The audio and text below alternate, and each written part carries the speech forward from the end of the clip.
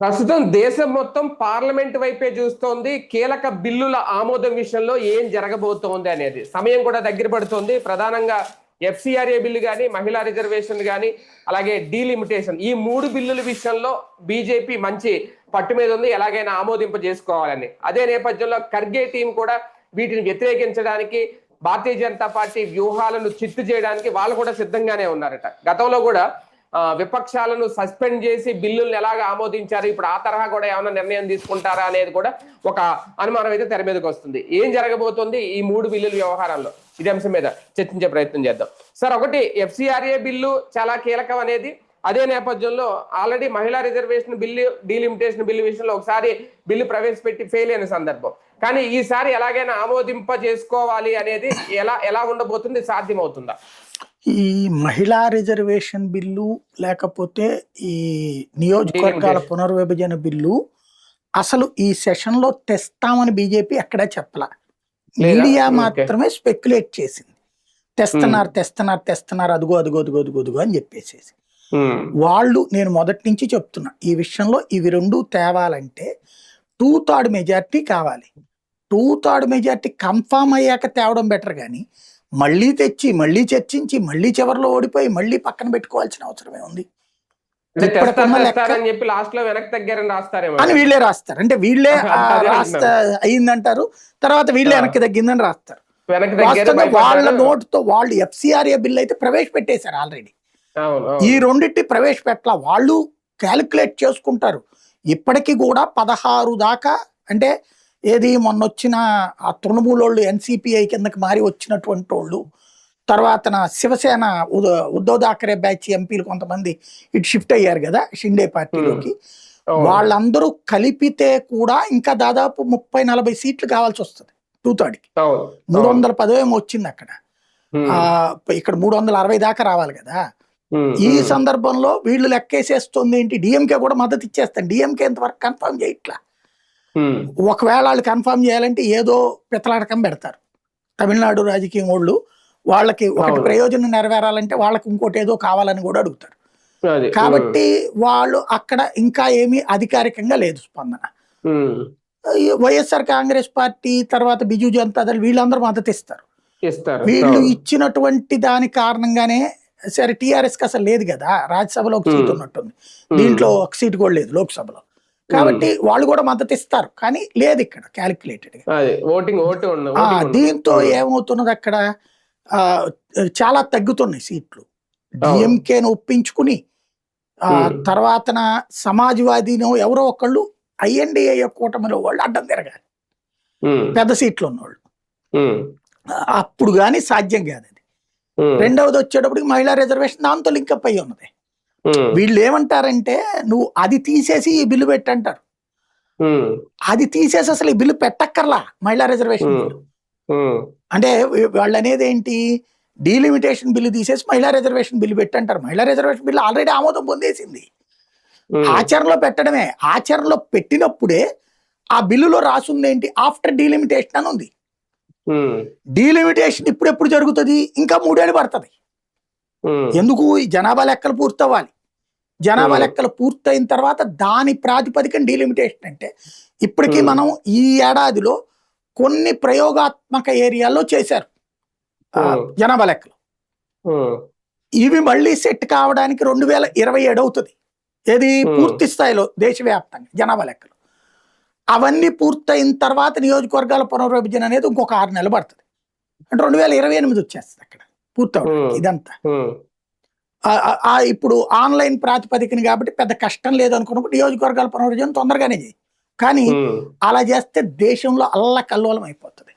ఎందుకంటే లోకల్ గా ఉన్న ప్రభుత్వాలు ఇష్టం ఉండకపోవచ్చు, కొన్ని రాజకీయ పార్టీలు. డీలిమిటేషన్ అనేది ఒక రకంగా చెప్పాలంటే మన శరీరంలో ఒక ఆపరేషన్ చేయడం. మనకి పార్ట్ ఏదైనా, ఇప్పుడు ఎపెండిసైటిస్ అంటారు, ఉండుకం, అది లేకపోయినా బతుకుతాడు మనిషి, కానీ ఆ తర్వాత ఆహారపరమైన ఇబ్బందులు ఎదురవుతాయి. అట్లాగే మనకి ఈ ఎసిడిటీ ఫామ్ అయ్యేటప్పుడు అక్కడ ఒక ఇది ఉంటది, అది ఆపరేషన్ చేసి తీసిపడేయచ్చు. కానీ ఆ ఆహారానికి సంబంధించి ఆ తర్వాత ఈ మసాలాలు తిన్నప్పుడు ఇబ్బంది పడతాడు. అవి లేకపోయినా బతకగలం, కానీ అవును, అవును. నిరంతరం నరకం అనుభవించాలి. అది అదొక అట్లాంటిది అలవాటు. ఇక్కడ కూడా ఉమ్, వ్యవహారం. ఉమ్, ఉమ్. తేడా వచ్చిందంటే నియోజకవర్గం సంకనాకిపోద్ది, ఆ నాయకులు నాశనం అయిపోతారు. అవును, కాబట్టి అది అడ్డదిడ్డంగా చేయకూడదు, అవును. నిర్మాణాత్మకంగా చేయాలి. అది వేగంగా చేయలేరు. ఉమ్, అక్కడ యాక్సెప్టబుల్ కాదు స్పీడ్కి. ఉమ్, ఉమ్. ఈ రెండిటిది సెట్ కావాలంటే ముందు అసలు బిల్లు ఆమోదం పొందాలి. అవును. మామూలుగా అయితే కనుక రొటీన్గా అయితే ఈ జనాభా లెక్కల తర్వాత ఇక ఎవరికి పార్లమెంట్లో తీసుకోనక్కర్లా, ఆటోమేటిక్ నియోజకవర్గాల పునర్విభజన చేశారు వచ్చాడు. ఉమ్, జనాభా లెక్కల తర్వాత భారతదేశపు రాజ్యాంగం ఇచ్చినటువంటి చట్ట ప్రకారం, అధికారాల ప్రకారం ప్రభుత్వం చేతిలో ఉంది. దానికి ఏ 2/3 వంతు అక్కర్లేదు. నియోజకవర్గాల పునర్విభజనలో జనాభా ప్రాతిపదికన చెయ్యాలి. అలా అవును. చేస్తే ఈ దేశంలో ఇప్పుడున్నటువంటి 554 దగ్గర నుంచి మ్యాక్సిమం 650కి వెళ్తాయి సీట్లు. ఉమ్. అది కూడా దక్షిణాది రాష్ట్రాల్లో దాదాపు 30% సీట్లు తగ్గిపోతాయి. అవును. ఉత్తరాది రాష్ట్రాలలో పెరుగుతాయి, ఉమ్, ఈశాన్య రాష్ట్రాల్లో తగ్గుతాయి. ఉమ్, ఇది ప్రాక్టికల్ నిజం. ఉమ్, ఉమ్. దీన్ని పరిష్కరించడానికి తీసుకొచ్చినటువంటి ఫార్ములానే 50% ప్లస్ రాజ్యాంగ సవరణ అన్నటువంటిది. దానికోసం అవును. అది ఒప్పుకోకపోతే ఉమ్, దేశంలోనే అనేక పార్టీలు సంకనాకిపోతాయి, అనేక రాష్ట్రాలు సర్వనాశనం అయిపోతాయి. ఒక జేపీ గారు చెప్పినటువంటి లెక్కనే చూసుకోండి, డిలిమిటేషన్ లో తెలంగాణలోనూ సీట్లు తగ్గుతాయి, ఆంధ్రలోనూ సీట్లు తగ్గుతాయి అని ఓపెన్ గా చెప్పారు లెక్కతో సహా. ఏ సీట్లు ఎంత తగ్గుతాయి అన్నట్టు. అదేది 2011 జనాభా లెక్కల ప్రకారం ఇప్పుడు ఇంకా అయిపోయింది, అవును. ఇంకా తగ్గిపోతారు జనాభా. ఎందుకంటే పుట్టుకల సంఖ్య తగ్గిపోయింది కదా, 2.1% కంటే ఎక్కువ పుట్టుకల సంఖ్య ఉండాలి. ఇక్కడ 1.5 పడిపోయింది మనకి. అంటే పుట్టుకల సంఖ్య ఇది ఇవాళ పడిపోలా, గత 10 ఏళ్లలో పడిపోయింది. పడిపోయినప్పుడు జనాభా లెక్కల్లో తేడా వచ్చేసినట్టే కదా అక్కడ. ఆ ప్రాతిపదికని ఎలా పెడతారు ఇంకా వీళ్ళు? అప్పుడు మనకి ఉన్న సీట్లు కూడా తగ్గుతాయి అన్నటువంటి విషయం ఇక్కడ క్లారిటీ ఉంది. ఇవన్నిటికీ వీళ్ళు ఏం చేస్తున్నారు, కాంగ్రెస్ వాళ్ళు కానీ కమ్యూనిస్ట్ కానీ, వీళ్ళకి అవగాహన లేక కాదు, తెలుసు వీళ్ళకి వీళ్ళందరి అతి భయం ఏంటి అంటే నియోజకవర్గాల పునర్విభజన స్థాయికి తగ్గ కేడర్ వీళ్ళ దగ్గర లేరు, తగ్గ అభ్యర్థులు వీళ్ళ దగ్గర లేరు. ఇవాళ ఒక అభ్యర్థి, పార్లమెంట్ అభ్యర్థి అంటే మినిమం 100 crores ఖర్చు పెట్టగలిగినోడు ఆంధ్ర తెలంగాణలో, దక్షిణాది రాష్ట్రాలు 100కి తక్కువ కాకూడదు, 500 దాకా ఖర్చు పెట్టుకోగలిగి ఉండాలి. రూపాయలు కాదు, 100 కోట్ల నుంచి 500 కోట్లు పార్లమెంట్ సభ్యులు. అసెంబ్లీ సభ్యులకి 25 లక్షల నుంచి 25 కోట్ల నుంచి 50-100 ఒక్కో చోట పోటీని బట్టి ఉంటది. ఇదివరకు అనేవాళ్ళం ఉమ్మడి రాష్ట్రంలో రాష్ట్రం మొత్తం మీద హైయెస్ట్ కాంపిటీషన్, కోట్ల రూపాయలు కుమ్మరించేది విజయవాడ సీటు. ఒకప్పుడు జయరాం రమేష్, ఉపేంద్ర కోట్లకి కోట్లే. దేశంలోనే రిచెస్ట్ ఎక్స్పెండిచర్ జరిగినటువంటి నియోజకవర్గం కింద విజయవాడ ఉండేది. తర్వాత లగడపాటి రాజగోపాలు, జయరాం రమేష్ ఇట్లా, అంటే జై రమేష్ అని ఉండేవాడు ఆయన, దాసరి బాలవర్ధన్ రావు వాళ్ళ తమ్ముడు, ఈ ఎలక్ట్రిసిటీ కంపెనీ ఓనర్ అనమాట. అశ్విని దత్తు వీళ్ళకి పోటీ జరిగింది అప్పుడు, ఉపేంద్ర ఇదే లగడపాటికి ఉపేంద్రకు అప్పుడు జరిగింది. ఇట్లాంటివన్నీ లెక్కలేసుకున్నప్పుడు కౌంట్ కదా అక్కడ భారీ ఎత్తున. ఆ కౌంట్ తో కంపేర్ చేసినప్పుడు ఇక్కడ మారిపోతుంది అనమాట. ఇప్పుడు దక్షిణాది ఉత్తరాది రాష్ట్రాల్లో కూడా మినిమం 25 కోట్లు అవుతుంది అక్కడ ఎంపీకి 25 కోట్ల నుంచి 50 కోట్లు అవుతుంది. కాబట్టి ఈ లెక్కలు చూసుకునేటటువంటి సందర్భంలో అంతంత ఖర్చు పెట్టగలిగిన అభ్యర్థులు ఇప్పుడు కాంగ్రెస్ కి తగ్గిపోయారు. ఒకప్పుడు కాంగ్రెస్ పార్టీలోని రిచెస్ట్ అంతా ఉండేవాడు. ఇప్పుడు కాంగ్రెస్ లో ఇవాళ ఉన్న సీట్లకే ఉత్తర భారతదేశంలో సీట్లు మనుషులు దొరకట్లా, బలవంతంగా అంటగట్టాల్సి వస్తుంది సీట్లు. ఈవెన్ ఎక్కడ మన ఆంధ్రప్రదేశ్ చూడండి, బలవంతుడైన క్యాండిడేట్ ఎవరున్నారు మొన్న సారాలకి, ఎమ్మెల్యే గాని ఎంపీ గాని, పాత మాజీ మంత్రులు ఓకే, కానీ వాళ్ళు ఏమి ఇన్ఫ్లుయెన్స్ చేయగలిగారు? అలాంటి కమ్యూనిస్ట్కి అయితే అసలు ఏడ ఉన్నారు పరిస్థితి? ఆ కేరళలోనూ బెంగాల్లోనూ చూసుకోవాలి కమ్యూనిస్టులు. కాబట్టి ఎక్కువ వద్దని కోరుకుంటున్నారు వీళ్ళు. ఇంకోటి, ఎక్కువ స్థానాలకు వెళ్తే బీజేపీ కొట్టేస్తుందని వీళ్ళ భయం మెయిన్. అందుకోసం ఈ పెంటంతా చేస్తున్నారు. కానీ బలం పరంగా అయితే ఈ బిల్ అయినా ఎఫ్సిఆర్ఏ బిల్ అయినా నగ్గే అవకాశం ఉంటుందా? ఎఫ్సిఆర్ఏ బిల్లుకి అసలు ఏ ప్రాబ్లం లేదండి, దానికి 2/3 అక్కర్లా, సింపుల్గా వెళ్ళిపోద్ది. మూజువాణి ఓటు చాలదని. ఓటింగ్ ఇచ్చినా వీళ్ళకి ఎక్కువ ఉంటారు సభ్యులు, కనీసం 40-50-100 మందికి పైగా సభ్యులు ఎక్కువ ఉంటారు, ఓట్లు ఎక్కువ పడతాయి వీళ్ళకి. కాబట్టి ఎఫ్సిఆర్ఏ బిల్ అయితే గనక లేదు, ప్రాబ్లం లేదు. కానీ సంథింగ్ ఏదో ఇంటర్నేషనల్ ప్రెషర్ తో పాటు ఇంటర్నల్ స్ట్రగుల్ ప్రెషర్ ఉంది, సివిల్ వార్ క్రియేట్ చేయడానికి కుట్ర జరుగుతుంది దేశంలో. దీన్ని అడ్డు పెట్టి ఈ ఏజెన్సీ ప్రాంతాల్లో గిరిజన సంఘాలని రెచ్చగొట్టి, అట్లాగే ఇప్పుడు మీకు ఆ మధ్యన గుర్తు తెచ్చుకుంటే మన కదిరి ఆ ప్రాంతంలో అనంతపురం జిల్లాలో అక్కడ ఏదో స్వచ్ఛంద సంస్థ ఉండేది, వాళ్ళకి ఫండింగ్ ఆగిపోయింది ఈ ఎఫ్సిఆర్ఏ రూల్స్ ప్రకారం. దాంతో చాలా రోజులు వాళ్ళు ధర్నాల ఆందోళనలు చేయాల్సి వచ్చింది. లోకేష్ కూడా వెళ్ళి మాట్లాడాడు వాళ్ళతో, అదేదో దాని క్రిస్టియన్ సంఘం అనుకున్నారు, లేదు లేదు మాది స్వచ్ఛంద సంస్థ, మాకు క్రైస్తవంతో సంబంధం లేదు, మత మార్పిళ్లతో సంబంధం లేదు అని చెప్పుకొచ్చింది ఆ సంస్థ. మేము అనేక మంది పేదలకి డబ్బులు ఇవ్వడం వల్ల చదువుకుంటున్నారు అన్నటువంటి. కాబట్టి ఇప్పుడు వాస్తవంగా నిజాయితీతో ఆ సంస్థలు చేస్తుంటే అసలు డబ్బులు ఆపాల్సిన పనే లేదు. సరే సగం తింటున్నారు, సగం ఖర్చు పెడుతున్నారు, ఈ సగం తినే దాంట్లో మత మార్పిళ్ళు చేస్తున్నారు. దాన్ని కంట్రోల్ చేయలేకపోతున్న వల్లనే కదా ఇప్పుడు ఎఫ్సిఆర్ఏ తీసుకొస్తుంది. బట్ ఆ డబ్బులు తినేవాడికి మాత్రం ఫ్రీగా వస్తున్న డబ్బులు ఆగిపోతే సమస్య కదా. వాళ్ళతో అన్రెస్ట్, ఇప్పుడు అసలు లేకపోవడం వేరు, వచ్చే డబ్బులు నోటి దగ్గరకు వచ్చే ముద్ద వేరు, పోవడం వేరు. అప్పుడు రెచ్చగొడితే రెచ్చిపోతారు. కాబట్టి సంథింగ్ వీళ్ళేదో ఆలోచిస్తున్నారు. ఇంకోటి ఏంటంటే జంజీ ఉద్యమాన్ని అడ్డుపెట్టి ఇప్పుడు ఎట్లయితే జరిగిందో అట్లాంటిది దేశవ్యాప్తంగా అన్రెస్ట్ క్రియేట్ చేయడానికి ప్రయత్నాలు జరుగుతున్నాయి అన్నటువంటిది ప్రభుత్వం దగ్గర ఉన్నటువంటి ఫీడ్బ్యాక్. కాబట్టి వెనక ముందు ఆలోచిస్తున్నారు అనిపిస్తుంది నాకైతే. అలాంటి వాళ్ళకి ఐఎన్డిఏ కూటమి సపోర్ట్ చేస్తుందా ఈ బిల్లు విషయంలో? ఎందుకు చేయదు? ఎఫ్సిఆర్ఏ విషయంలో ఎక్కువ స్ట్రగుల్ అయ్యేది కాంగ్రెస్, కమ్యూనిస్టులే. ఎందుకంటే పర్యావరణ సంఘాల పేరుతో, మానవ పౌర హక్కుల సంఘాల పేరుతో డబ్బులు తినేవాళ్ళేమో కమ్యూనిస్టులు విదేశాల్లో. వాళ్ళ విచిత్రం ఏంటంటే చైనా వాడు డబ్బులు కాదు, వాళ్ళకి వచ్చేది అమెరికా, యూరప్ దేశాలు ఈ మానవ పౌర హక్కుల సంఘాల పేరుతో. కమ్యూనిస్టులు ఏ పెట్టుబడిదారి విధానాన్ని వ్యతిరేకిస్తారు ఆ దేశాల నుంచి వచ్చే డబ్బులు కమ్యూనిస్ట్ అనుకూల అనుబంధ సంఘాలు ఉంటాయి అవి. రెండవది వచ్చేటప్పటికి ఈ చర్చిలు, మసీదులు, వీటి రిలేటెడ్ సంఘాలు, వాళ్ళ కాంగ్రెస్ ఎఫిలియేషన్ ఎక్కువ. కాంగ్రెస్ నాయకులు అందులో ఉన్నోళ్ళు కాంగ్రెస్ లోకి చేరడము, లేదా కాంగ్రెస్ లో ఉన్నోళ్ళు వాటిలో సలహాదారులుగాను మద్దతుదారులుగాను ఉంటారు. దగ్గరగా 45,000 కోట్లండి ఏడాదికి వచ్చేది. 45,000 కోట్లు ప్రత్యక్షంగా, పరోక్షంగా ఇంకో 25,000 కోట్లు వస్తాయి. దగ్గరగా ఒక 70,000 కోట్ల రూపాయలు ఆగిపోతే కొన్ని లక్షల మంది ఏమో ఉపాధి దెబ్బతింటారు, కొన్ని కోట్ల మందికి నోటికొచ్చే ముద్ద ఆగిపోద్ది.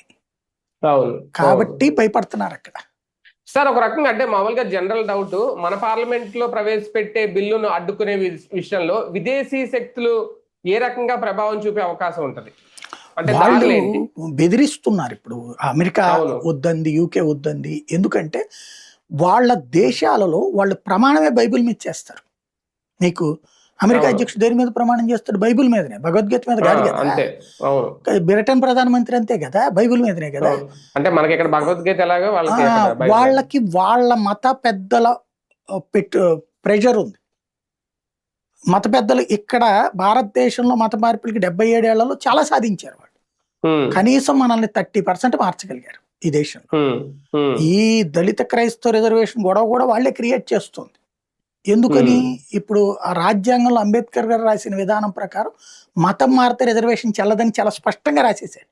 దాన్ని సుప్రీంకోర్టు కూడా తీర్చలేదు, సుప్రీంకోర్టు డివిజన్ బెంచ్ కూడా మార్చలేదు, దాన్ని ధర్మాసనాలు కూడా మార్చలేవు. ఎందుకు? క్లియర్ గా రాశారు రాజ్యాంగంలో. మౌలిక స్వరూపానికి విరుద్ధంగా ఎవరు తీర్పులు ఇవ్వలేరు. కాబట్టి అది ఎలాగైనా చెయ్యాలి అనేటటువంటిది ఇంతకుముందు కాంగ్రెస్ ట్రై చేసింది. దళిత క్రైస్తవ రిజర్వేషన్ కోర్టు కొట్టేసింది, ప్లస్ పార్లమెంట్ బీజేపీ అడ్డుపడింది. ఇప్పుడు అంటే వాళ్ళు ఎంత ఇన్ఫ్లుయెన్స్ చేయగలిగారు కాంగ్రెస్ మీద? అంత స్ట్రాంగ్ ఉంటది వాళ్ళ ల్యాబీ. వాళ్ళు ఇంకోటి అక్కడ సోనియాకి వచ్చేవారు ఆ సామాజిక వర్గమేనా. కాబట్టి వాళ్ళు చాలా ప్రెషర్ ఉంది వాళ్ళ మీద. వాళ్ళు అవసరమైతే ప్రాణాలు తెగించేనే పోరాడేస్తారు దీన్ని. ఎందుకంటే వాళ్ళకి ఇప్పటికీ ఈ దేశంలో ఈశాన్య రాష్ట్రాల్లో మత మార్పిళ్లు భారీగా జరిగిపోయినాయి, గిరిజన ప్రాంతాల్లో బలంగా మత మార్పిళ్లు జరిగిపోయినాయి. ఇక శాంతం గూడాలు మార్చేయాలనుకుంటున్న టైంలో బీజేపీ వచ్చింది, రివర్స్ ఇంజనీరింగ్ చేస్తుంది. దీన్ని తట్టుకోవాలంటే వీళ్ళ దగ్గర డబ్బులు ఉండాలి. వీళ్ళ దగ్గర డబ్బులు ఆగిపోయినాయి అనుకోండి. ఇప్పుడు ఆ ఊర్లో ఉన్నటువంటి గిరిజనులకి ఒక 1000 మంది ఉంటే 1000 మందిలో 900 మందిని మార్చేశారు. ఉమ్, ఓ 100 మంది ద్వారా వీళ్ళు మళ్ళీ రివర్స్ లో చేస్తున్నారు. ఇప్పుడు బీజేపీ ఇప్పటికే ఈ ఆయా కులాల వాళ్ళకి ఈ హిందుత్వ శిక్షణ ఇప్పించి పూజారులుగా అది చేస్తుండటం, గుళ్ళు కట్టించి ఏర్పాట్లు ఇవన్నీ గ్రామీణ ప్రాంతాలు చేస్తుండటం వల్ల మత మార్పిడులు ఆగినాయి. కొన్ని చోట్ల రివర్స్ కూడా జరుగుతుంది. ఉమ్, అది జరిగిపోయిందంటే ఒక 10 ఏళ్ళు కనుక మోడీ ఉన్నాడు అనుకోండి, 10-15 ఏళ్ళు బీజేపీ ఉంది అనుకోండి, ఉమ్, మళ్ళీ రివర్స్ మత మార్పిడి చాలా జరుగుతాయి దేశంలో. అవును అవును. అలా జరగకుండా ఉండాలంటే వీళ్ళకి డబ్బులు వస్తూ ఉండాలి. వస్తుంటే నీకు ఏదో ఒకటి ఆర్థికంగా ఆదుకుంటూ వాళ్ళని మతం మారకుండా చూసుకుంటారు. ఉమ్, ఉమ్, లేకపోతే అవును. ఎక్కడి నుంచి వస్తాయి? ఇప్పుడు అదేదో మత ప్రబోధకులు అని చెప్పుకుంటుంటారు కొంతమంది, అదే వర్షాలను ఆపుతుంటారు, ఉన్నట్టుండి మనకి కాళ్ళు లేని వాడు పరిగెడతారు, కళ్ళు లేని వాళ్ళు చూడగలుగుతారు. ఇట్లాంటి వాళ్ళు పెట్టే మీటింగులకి 1,00,000 మంది వస్తారు. డబ్బులు ఎక్కడి నుంచి వస్తాయి? వాళ్ళకి తిండి ఎక్కడ పెడుతున్నారు? ఎక్కడి నుంచి వస్తున్నాయి డబ్బులు? నిజంగా వాళ్ళు నిజాయితీగా చేయగలుగురు అట్లాగా? అట్లాంటప్పుడు అనిల్ శాస్త్రి గారి ఆవిడికి ఆపరేషన్ ఎందుకు చేయించాలి హాస్పిటల్లో? ఆయన వర్షాలను ఆపగలడు కదా, అట్లంటే తగ్గిపోవాలి కదా. కానీ ఎందుకు చేస్తారు అంటే వాళ్ళు ప్రజల్ని నమ్మించగలుగుతున్నారు. ఈ నమ్మకం పోతుందిగా డబ్బులు లేకపోతే. అలాంటి వాళ్ళకి కూడా ప్రాబ్లం ఏమో చాలా పెద్ద అదే సమస్య. ఎందుకంటే నేరుగా వచ్చి సార్ ఒకటి ఈ బిల్లుతో ఎఫ్సిఆర్ఏతో ఇతర మతాల విస్తరణ అనేది నిజంగా కంప్లీట్ గా బ్రేక్ అవుతుందా? కంప్లీట్ ఏమో అవ్వదు కానీ తగ్గుతుంది. ఇప్పుడు మనకి విద్య పేరుతో ఒక స్కూల్ కి ఫండింగ్ వస్తుందండి. అవును. ఆ స్టూడెంట్స్ ఎవరో నువ్వు ఆధార్తో సాలింకి అంటున్నారు ఇప్పుడు. ఓకే. వాళ్ళకి ప్రభుత్వం నుంచి స్కాలర్షిప్ వస్తుందా లేదా? లేదా ప్రభుత్వం నుంచి వస్తుందా? వాళ్ళు ఫీజు కడుతున్నారా లేదా? ఫీజు ఎట్లాగో ఆన్లైన్ లోనే కట్టించుకుంటున్నాం కదా ఇప్పుడు, కాదు అని చెప్పడానికి లేదు. అప్పుడు క్లాష్ వస్తుంది. సరిగ్గా ఎంక్వైరీ చేస్తే ఆ సదర్ సంస్థని రేపు పొద్దున అనుమతి రద్దు చేశారనుకోండి, కథం అయిపోయా. అందుకని భయం వీళ్ళందరికి కూడా. అదే కదా. Right right. చూద్దాం మొత్తానికి కీలక బిల్లుల విషయంలో ఏం జరగబోతోంది అనేది రేపు 13వ తేదీ తర్వాత. నిజంగా మరి 3 బిల్లులు ప్రవేశపెడతారా లేదంటే ఎఫ్సిఆర్ఏ బిల్లు ఈజీగా ఆమోదం పొందేస్తుందా, ఏం జరుగుద్ది అనేది ఇంక వేచి చూడాల్సి.